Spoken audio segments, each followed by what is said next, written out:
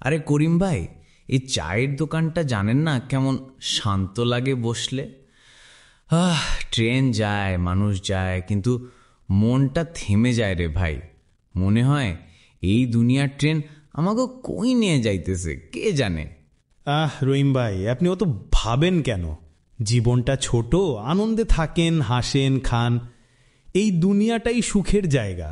খাই দাই, কাম করি, বাচ্চাদের মানুষ করি, এইটাই তো লাইফ ভাই। করিম ভাই, আপনি বুঝেন না রে ভাই। এই দুনিয়া হইল এক যাত্রা, একটা সফর আখিরাতের দিকে। আমরা সবাই যাত্রী, কেউ আগে নামবো, কেউ পরে, কিন্তু ট্রেন থামবে না ভাই। একবার চলা শুরু করলে সোজা আখিরাতে। আপনি কেমন কেমন কথা কইতেছেন ভাই? কেউ তো ওখান থেকে আইসে না। আপনি কেমনে জানেন এসব? জানেন করিম ভাই, আল্লাহ তাআলা কুরআনে কইছেন, প্রত্যেক প্রাণী মৃত্যুর স্বাদ পাইবেই। সূরা আলে ইমরানের 3:15।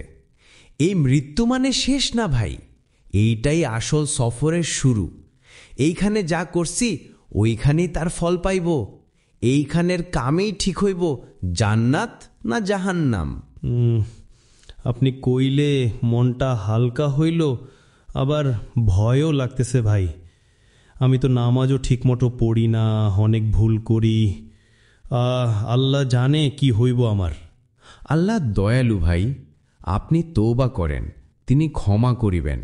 দুনিয়ার ট্রেন মিস করলে আবার ধরতে পারেন, কিন্তু আখিরাতের ট্রেন একবার গেলেই ফেরা নাই রে ভাই। করিম ভাই, সময় থাকা অবস্থায় আল্লাহর দিকে ফিরেন। এই দুনিয়া মিথ্যা সুখের রঙ্গমঞ্চ, আসল জীবন শুরু হইব কবরের ভিতর থেকে। রহিম ভাই, আপনি ঠিক কইছেন। আমরা কত গাফেল। দিন কাটে টাকা, কাজ, ফোন, কিন্তু নামাজে মন নাই, দোয়ায় মন নাই। আল্লাহর কথা ভুলে গেছি আমরা। ভাই, আল্লাহ সবসময় ক্ষমা করেন যারা ফিরে। এই স্টেশনেই ঠিক করতে হবে কোন ট্রেন ধর্ম, জান্নাতের ট্রেন না জাহান্নামের ট্রেন।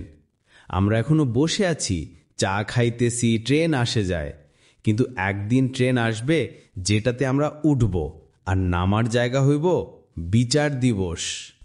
রহিম ভাই, এখন আমি বুঝলাম রে ভাই, এই জীবন এক সফর, আখিরাত হইল গে গন্তব্য।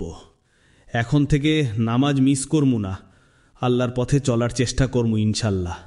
আল্লাহ আপনারে হিদায়ত দেখ ভাই। এই চায়ের দোকান, এই ট্রেন, এই সন্ধ্যা সব মনে করা এক কথা। এই দুনিয়া চলতি, কিন্তু আখিরাত স্থায়ী। যে আল্লাহর ভয় রাখে সে কখনো হারবে না ভাই। ঠিক কইছেন রহিম ভাই। এই চায়ের কাপে শেষ চুমুকটা নিলাম, কিন্তু মনে রইল একটাই কথা, এই সফর শেষ না, আখিরাতে আসল গন্তব্য রে ভাই।